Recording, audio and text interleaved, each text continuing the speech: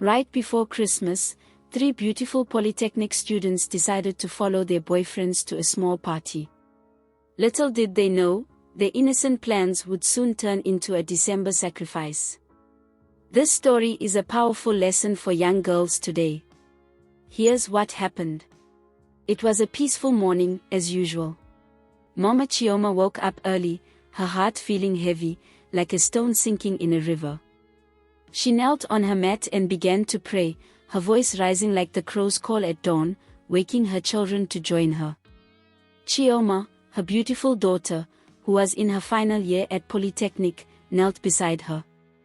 After their prayers, Mama Chioma turned to her, her voice firm, like a mother's hand guarding her child. Chioma, listen to me carefully. Don't go out with anyone today, no matter what, she said, her eyes wide like the morning sky. But Mama, I don't, Chioma started to speak, but Mama Chioma stopped her. Don't argue with me, Chioma. Do you hear me? Don't follow anyone out today. Even if they beg or promise you everything in this world, say no. Mama Chioma repeated the warning, her voice loud like the village drum. Chioma nodded slowly, her head moving like a lizard on a hot stone. I won't, Mama, she promised, but her thoughts were already elsewhere. The morning chores were finished, and Chioma dressed in her clean clothes. She tied her scarf neatly, waved goodbye to her mother, and stepped out into the bright day. Her steps were light and quick, like a bird hopping to freedom. At school, Chioma met her 2 best friends, Oma and Edoja. They looked like peacocks in a flock of hens, dressed as though they were going to a grand festival. Oma wore a bright dress, and Edoja's skirt sparkled like stars in the sky. Chioma, you look fresh this morning, Oma said, laughing. Yes, fresh like morning dew, Edoja added, her smile as wide as the river. The 3 friends stood together, laughing and chatting, unaware that their day would soon take a darker turn. Have you heard?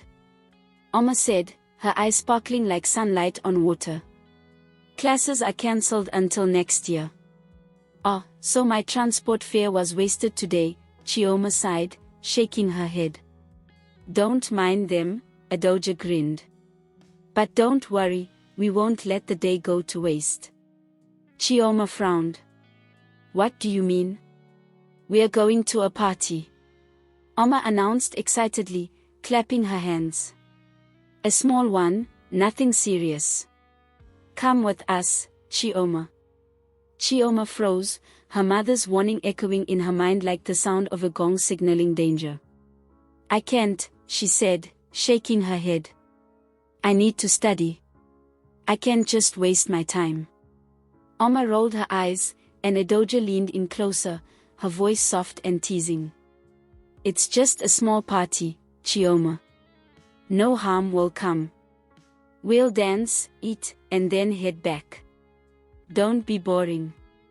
No, I can't, Chioma started to say, but her friends cut her off, both of them laughing. Oh, Chioma, are you now a grandmother? Live a little, Oma teased. Okay, Chioma finally agreed, her voice low like a drum beaten out of rhythm. But only for a little while. Before long, the sound of loud music filled the air, and Danny, Edoja's boyfriend, arrived in a shiny car with the music blaring like thunder. Roji and Faji, his friends, were with him, their grins wide and confident. Let's go, girls, Danny called out, his voice full of excitement. The girls climbed into the car, their laughter rising like birds taking flight. Chioma sat quietly, her heart uneasy, but the joy of her friends was contagious. The car sped off, the music loud and the mood high as they headed toward what they thought would be a night of fun. The house was alive with music, the beats pounding like the drums at a festival. Laughter and cheers filled the air as people danced in pairs, their bodies moving like trees in the wind. Chioma, shy at first, soon found herself dancing with Faji, while Oma danced with Roji and Edoja with Danny. The friends laughed and danced, their joy overflowing like palm wine in a full calabash. After a while, Danny clapped his hands to get everyone's attention. "Friends, it's time for something special. I've got a treat planned just for us," he said with a grin that didn't quite reach his eyes. Excitement rippled through the group as Danny led them outside. The girls, giggling and curious, followed him as he drove them to a nearby hotel. The table was already set with plates of steaming food and bottles of drink sparkling under the soft light. "Eat, my queens," Danny said with a flourish, pulling out chairs for the girls. The girls ate and drank, their laughter filling the room like the melody of a happy song. Meanwhile, far away, Mama Chioma sat in her market stall, her heart heavy like a sack of stones. "Chioma should have been back by now," she muttered, trying to call her, but the phone rang and rang with no answer. "Why won't she pick up?" Mama Chioma muttered, her palms slick with sweat as she dialed again. Her heart was restless, like a storm brewing on the horizon. Back at the hotel, Chioma's phone buzzed on the table, but the noise of the music and the excitement drowned it out. She didn't hear it, the rhythm of the night was too loud, too enticing. Yet, suddenly, the magic started to fade. Chioma's head felt heavy like it was filled with sand. Her vision blurred, and her legs began to wobble. She grabbed the edge of the table, but the room spun faster and faster. First, Oma slumped over, then Edoja. Chioma fought to stay awake, but her strength failed, and the world went black. When Chioma woke up, she wasn't in the hotel anymore. The air was cold and smelled of damp earth. She looked around and saw cracked walls and broken windows. They were in an abandoned building, far from civilization. Her hands and legs were tied with thick ropes. She turned her head and saw Oma and Edoja lying beside her, also bound and unconscious. Panic gripped her chest like a vice. Where are we?" she whispered, her voice trembling like dry leaves in the wind. "Wake up," Chioma whispered urgently, nudging them with her elbow. The girls slowly stirred, their eyes opening wide with fear as they took in their surroundings. Standing in front of them were Danny, Roji, and Foji, their once joyful faces now cold and emotionless. Behind them, an old man emerged from the shadows, his presence oppressive, like smoke filling the room. He held a variety of knives, their blades gleaming menacingly in the dim light. Next to him was a calabash, empty yet ominous, waiting. "Don't scream," Danny warned, his voice low and menacing. Chioma and her friends began to cry, their tears falling like rain as they pleaded for mercy. But the men showed no sign of hesitation. The old man's eyes blazed like fire as he stepped closer, the air thick with a sense of doom. The room was silent, save for the distant sound of water dripping from the ceiling. The old man stood tall, his gaze sharp like the blade of a hunter's machete. His voice, deep and strange, echoed in the cold room. "Pick a knife," he commanded, offering the gleaming weapons. "Anyone who refuses will be flogged until their skin peels like yam." Chioma and her friends cried harder, their sobs echoing in the empty room. "Please, we didn't do anything wrong," Oma begged, her voice trembling like a frightened bird. "Silence," the old man yelled, his voice as loud as thunder. He signaled to Danny and his friends, who stepped forward with ropes in hand. The girls screamed and struggled, but the ropes held them tightly. The old man pulled out a small black bottle filled with a dark, foul-smelling liquid. He poured it into a wooden cup and held it to Edoja's lips. "Drink," he commanded, his voice cold and calm. Edoja shook her head, her lips quivering. "No, please," she begged, but Danny grabbed her head, forcing the liquid into her mouth. She swallowed, her body shaking as tears streamed down her face. Moments later, Edoja's body went stiff, her eyes wide with fear. She collapsed to the floor, lifeless. The old man stepped forward, raising a sharp knife. With one swift motion, he cut off her head. Blood flowed into the calabash like a river, and Danny and his friends chanted strange words in the background, their voices blending with the old man's. Chioma screamed, her cries sharp and heartbreaking. "No! No!" she yelled, her body writhing against the ropes. "Next," the old man said, his eyes turning to Chioma. They forced the wooden cup to her lips, but Chioma fought back with all her strength. The bitter liquid burned as it went down her throat, but when it hit her stomach, she vomited it out. Again and again, they made her drink, and each time, her body rejected the poison. "She is strong," the old man muttered, his brow furrowing. He turned to Oma, who was too weak to fight. Oma drank the potion with trembling hands, and moments later, her body collapsed. The old man wasted no time, raising his knife and cutting off her head. Blood filled the calabash again, the red liquid reflecting the flickering candlelight. Chioma's heart broke into pieces as she watched her friends die. "Why did I come here?" she whispered to herself, her voice thick with regret. "Force her again," the old man ordered. Danny and Foji held Chioma down, pouring more of the liquid into her mouth. But no matter how much they gave her, she vomited it all out. Her body refused to give in. The old man stepped back, his face hard like stone. "She cannot be killed," he declared, his voice full of anger. "She will be made useless instead.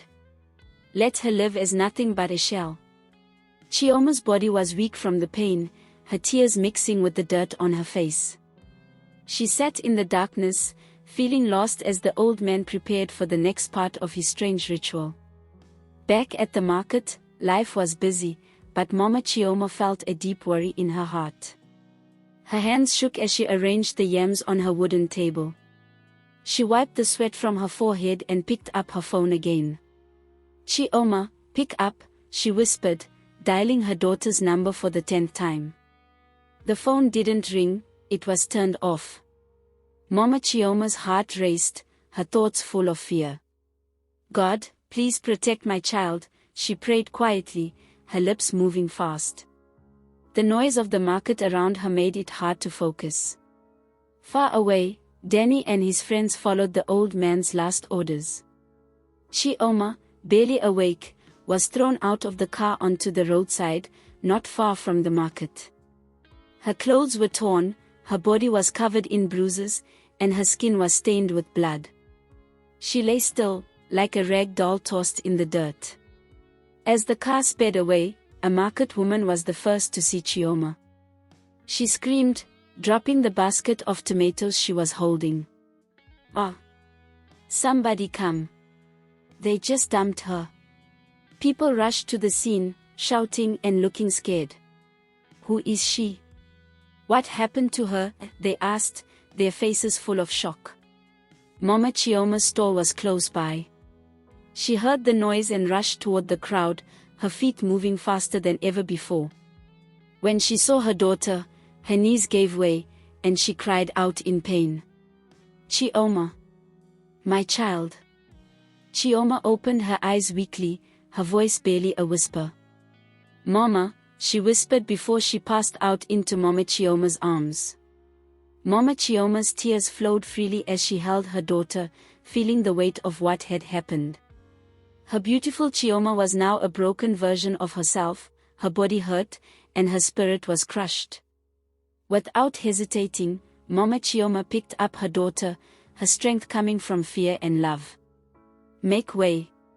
Make way!" she shouted, pushing through the crowd. She rushed Chioma to the prophet's house, praying silently. "God, please don't let my child die. Don't let this be the end," she whispered, her voice shaking as she reached the prophet's door. The prophet, a man with a long beard and eyes that seemed to see more than what was in front of him, opened the door before Mama Chioma could knock. "Bring her in," he said calmly, but with a serious tone. Mama Chioma laid Chioma on the mat, her hands trembling as she explained everything that had happened. The prophet nodded, his eyes studying the fragile girl. "This is not an ordinary battle," he said in a deep voice. "But with prayer, she will live." Mama Chioma knelt beside her daughter, holding her hands tightly. "Please, Prophet, save my child," she pleaded, tears falling. Outside, people whispered, talking about the bloodied girl left by the road. The once lively market was now quiet, filled with fear. Meanwhile, Danny and his friends were celebrating, laughing as they drove fast down the road. "This December will be the best," Danny shouted. But their celebration was cut short. Suddenly, a truck appeared, and the crash was loud and violent. The car was destroyed, and Roji died instantly. Danny was badly hurt, his leg crushed and one eye gone. Foji screamed in pain as his arm was torn off. News of the accident spread quickly. People talked about how the boys had dumped Chioma, and now their evil deeds had caught up with them. Back at the prophet's house, Chioma lay weak on a mat. Mama Chioma sat beside her, watching as the prophet worked on her wounds. Slowly, Chioma opened her eyes and whispered, "They killed them. Oma and Adoja. I should have listened to you, Mama." Mama Chioma's heart broke, but the prophet spoke gently, "Her body will heal, but the pain in her heart may last forever. She is strong." The town soon heard about the crash and Chioma's survival. People said it was justice for the boys. The police found Danny and Foji, badly injured, and took them to the hospital before sending them to prison. Their dreams of wealth had turned to dust. Danny and Foji sat in their cells, regret written on their faces. "Why did we do it?" Danny asked. "We should have stayed poor." Chioma's recovery was slow. She could no longer walk without help, and her voice was faint. The prophet told Mama Chioma, "Your daughter will survive, but she will always carry these scars. Let her story teach others." Mama Chioma held her daughter close, whispering, "At least you are alive." The town learned from Chioma's pain. Parents warned their children, and girls promised to be careful in their choices. The December that started with excitement ended in loss. Oma and Adoja were gone. Danny and Foji were ruined. Chioma's life was changed forever. Her story became a lesson for everyone: be careful who you follow. The moral of the story is your choices can change your life. Always think before you act and be careful who you trust.